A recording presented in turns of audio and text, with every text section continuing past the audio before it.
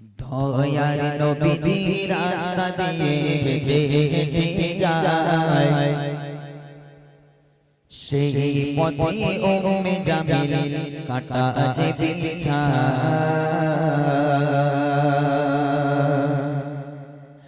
দয়ার নবীজি রাস্তা দিয়ে হেঁটে হেঁটে যায়, সেই পথে উম্মে জামিল কাটা যে বিছায়।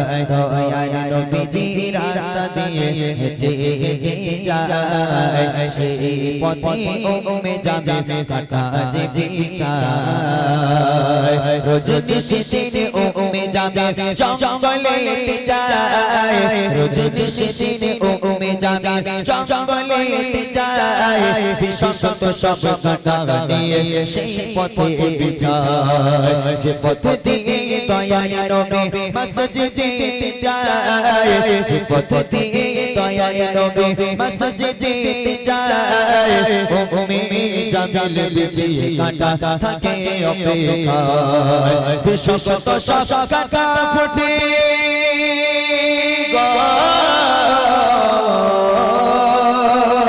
বিশ্বত সব কাটা ফুটে যদি নবী মারা যায়, দুনিয়া থেকে ইসলাম ধর্ম পেয়েছে বিদায়। দয়ার নবী গো,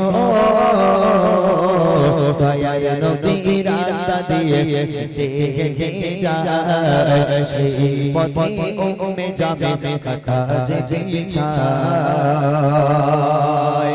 আমার নবীর পথের উপরে কাটাগুলো বিছিয়ে রাখলো। কাটাগুলো বিছানোর পর উম্মে জামিল একটা গাছের গোড়ায় লুকিয়ে আছে, লুকিয়ে লুকিয়ে দেখছে যে মোহাম্মদ কখন আসবে, মসজিদুন নবী শরীফে আসবে, ওই মোহাম্মদের পায়ে কাঁটা ফুটবে আর উম্মে জামিল দূর থেকে দেখে দেখে মজাটা নেবে। উম্মে জামিল ওই বুড়ি মহিলা একটা গাছের গোড়ায় চুপ করে বসে আছে। আমার নবীর আগমনের সময় হয়ে গেল, রাস্তায় কাঁটাগুলো বেছানো আছে, আমার নবী মাথাটা হ্যাট করে রাস্তা দিয়ে যাচ্ছেন।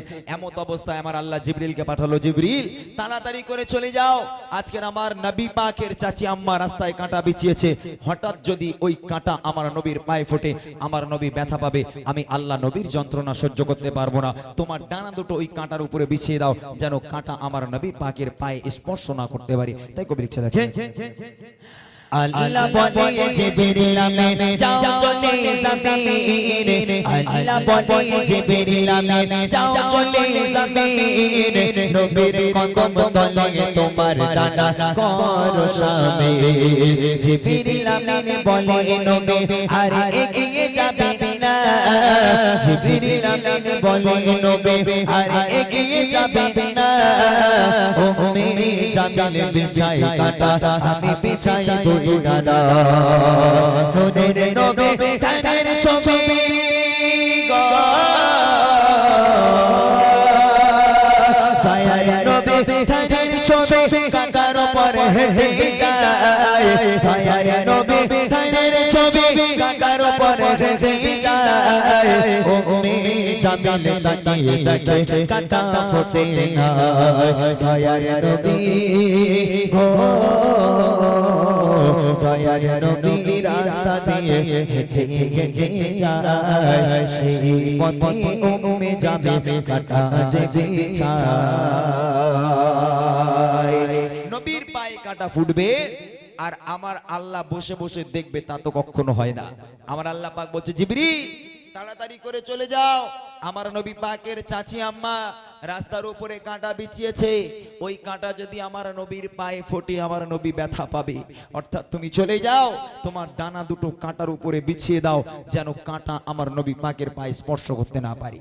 হযরত জিবরিল তাড়াতাড়ি করে দুনিয়ার মুখে এলো, কাঁটার উপরে নিজের ডানা দুটো বিছিয়ে দিল, আমার নবী জিবরিলের ডানার উপরে ভর করে আমার নবী কাঁটাটা পার হয়ে গেল। উম্মে জামিল দূর থেকে লুকিয়ে লুকিয়ে দেখছে, কি ব্যাপার, এ তো আশ্চর্য ঘটনা, এত কষ্ট করে বড় বড় বিষাক্ত কাঁটাগুলো কত সুন্দর করে মাটিতে পুঁতে দিয়েছিলাম, ওখানে মোহাম্মদ পা দিলে একদম ফুটবে, মিস কি করে হয়ে গেল। উম্মে জামিল বুঝতে পারছে না যে নবী পাকের পায়ে কাঁটাটা ফুটলো না কেন, অবাক হয়ে যাচ্ছে। আবু জেহেলের কাছে থেকে টাকা নিয়েছে মুহাম্মদকে মারার জন্য, আজকে ষড়যন্ত্রটা যদি বিফলে চলে যায় তাহলে উম্মে জামিল তো আবু জেহেলের কাছে থেকে টাকাটা আর পাবে না, তাই অবাক হয়ে রয়েছে যে নবী হেঁটে চলে গেল, কাঁটা এক ফোঁটা কাঁটা ফুটলো না পায়ে, এটা কি করে হয়? কিন্তু এখানে আমার আল্লাহ লীলা খেলা। আমার আল্লাহ পাক জিবরিলকে বলল, জিবরিল তোমার ডানাটা আজকের কাঁটার উপরে বিছিয়ে দাও যেন নবী পাকের পায়ে কাঁটা স্পর্শ না করতে পারে। তাই কবি বলছে, আল্লাহ বলে জিবরিল আমিন যাও চলে জমিরে, আল্লাহ বলে জিবরিল আমিন যাও চলে জমিরে, আমার নবীর কদম তলে তোমার ডানা করো শামিল। জিবরিল আমিন বলে নবী আর এগিয়ে যাবেন না, জিবরিল আমিন বলে নবী আর এগিয়ে যাবেন না, উম্মে জামিল বিছাই কাঁটা আমি বিছাই গানা, দয়ার নবী ধানের ছবি গো, দয়ার নবী ধানের ছবি কাঁটার উপরে হেঁটে যায়, উম্মে জামিল তাকিয়ে দেখে কাঁটা ফোটে না, দয়ার নবী গো, দয়ার নবী রাস্তা দিয়ে হেঁটে হেঁটে যায়, সেই পথে উম্মে জামিল কাঁটা যে বিছায়। প্রতিটা দিন উম্মে জামিল রাস্তার উপরে কাঁটা বিছায়। একদিন আল্লাহ রাসূল দেখছে যে পথের উপরে আর কাঁটা নেই। ভালো করে শোনেন এবার আমার নবীর আদর্শ কাকে বলে। আমার নবী প্রতিদিন দেখে যাবার পথে দেখে রাস্তার উপরে কাঁটা বিছানো। একদিন আল্লাহ রাসূল আসরের নামাজ পড়াতে যাচ্ছেন মসজিদুন নবী শরীফে, দেখছে রাস্তার উপরে কাঁটা নেই। হঠাৎ করে আল্লাহ রাসূলের মনটা খারাপ হয়ে গেল। আসরের জামাত হয়ে গেল, দোয়া খায়ের হয়ে আল্লাহ রাসূল সাহাবায়ে কিরামদের জিজ্ঞেস করে, আমার সাহাবারা তোমরা কি আমার চাচি আম্মা উম্মে জামিলকে দেখেছো যে আমার পথে প্রতিদিন কাঁটা বিছায়? সাহাবারা জিজ্ঞেস করে, ইয়া রাসূলুল্লাহ কেন? বলে প্রতিদিন সে কাঁটা বিছায়, আজকে তো সে কাঁটা বিছায়নি, আমার মনটা খুব খারাপ হয়ে গেল, না জানি চাচি আম্মার কি হয়েছে, কোথায় আছে, তোমরা কি কেউ জানো? একজন সাহাবা বলে, ইয়া রাসূলুল্লাহ ইয়া হাবিবাল্লাহ আপনার চাচি আম্মা উম্মে জামিলের একটা বড় অসুখ হয়েছে, বিছান সজ্জা হয়ে আছে, বিছানা ছেড়ে উঠতে পারে না। এই কথা শোনার সাথে সাথে আমার নবীর চেহারা মোবারকখানা লাল হয়ে গেল, একেবারে কষ্টে যেন একেবারে চোখ মুখ লাল হয়ে গেল। আমার নবীর সঙ্গে সঙ্গে বলে, ও আমার সাহাবারা আমার চাচি আম্মার এই অবস্থা তোমরা আমাকে খবর দাওনি কেন? চলো এক্ষুনি চাচি আম্মার বাড়ি যাব। সাহাবায়ে কেরামগণ জিজ্ঞেস করে, ইয়া রাসূলুল্লাহ ইয়া হাবিবাল্লাহ যে মহিলা আপনাকে মারার জন্য এত বড় একটা ষড়যন্ত্র করে, আপনি কি তাকে দেখতে যাবেন? আপনি তার কাছে যাবেন? তখন নবী বলেছিল, আমার সাহাবাগণেরা শুনে রেখে দাও, মনে রেখে দাও, আমি শুধু তোমাদের নবী নই, আমি শুধু তোমাদের নবী নই, আমি আজকের মুসলিমদের নবী নই, আমি হিন্দুদের নবী নই, আমি শিখদের নবী নই, আমি জৈনদের নবী নই, আমি কাফেরদের নবী নই। আল্লাহ পাক আল্লাহ তাআলা আমাকে রাহমাতাল লিল আলামিন করে দুনিয়ার বুকে প্রেরিত করেছে, আমি সারা বিশ্বের নবী। একবার জোরে বলুন না সুবহানাল্লাহ। আমার নবীর মধ্যে কোনো রাগ ঘৃণা ছিল না। চলে গেল উম্মে জামিলের বাড়ি, দরজা নক করে, ও চাচি আম্মা একটু দরজাটা খোলেন। তখন চাচি আম্মা ভিতর থেকে বলছে, কে বাবা? বলে, আমি মোহাম্মদ এসেছি আপনাকে দেখতে। তখন উম্মে জামিলের মনের মধ্যে 1.5 টাকা মাসিক হচ্ছে, বলে এইবার মোহাম্মদ আমার মেরে ফেলবে, এতদিন আমি মারার জন্য কাঁটা বিছাতাম, আজকে মোহাম্মদ এসে আমার ভাগে পেয়ে আজকে মেরে দেবে। দরজা খুলে গেল, আমার নবী দেখছে চাচি আম্মা বিছান সজ্জা শুয়ে আছে। আস্তে আস্তে করে আমার নবী পাশে গিয়ে বসে মাথায় হাত বুলাইয়া জিজ্ঞেস করে, চাচি আম্মা আপনার শরীর ভালো আছে? জোরে বলবেন না সুবহানাল্লাহ। আজকের এই ঘটনা দেখার, এই দৃশ্য দেখার সাথে সাথে চাচি আম্মার চোখগুলো বড় বড় হয়ে গেল।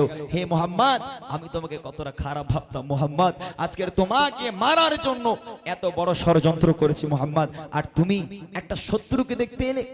তখন আমার রাসূল বলেছিল, আম্মাজান আমি কোনোদিন আপনার উপরে রাগ ঘৃণা করিনি, আমি দেখতে পাই আপনি কাঁটা বিছিয়ে আমার জন্য অপেক্ষা করেন, কখন আমার পায়ে কাঁটা ফুটবে, আপনি চান যে আমার পায়ে কাঁটা ফুটুক, আমি মুহাম্মদ কষ্ট পাই, কিন্তু আমি কোনোদিন আপনার উপর রাগ করিনি।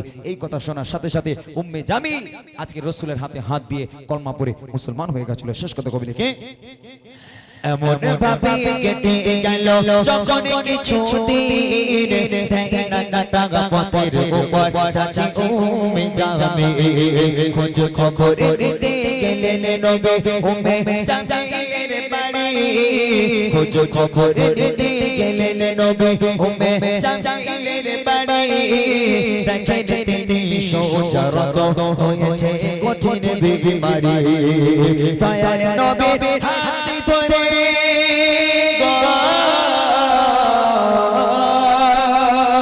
দয়ার নবী হাত ধরে কেঁদে কেঁদে ক্ষমা চায় বলে টাকার লোভে তোমার কাছে আমি করেছি অন্যায় তোমারই মতো এমন মানুষ এই জগতে নাই তোমারই মতো এমন মানুষ এই জগতে নাই ক্ষমা করে দাও না আমায় দাও ইসলামে ঠাঁই দয়ার নবী গো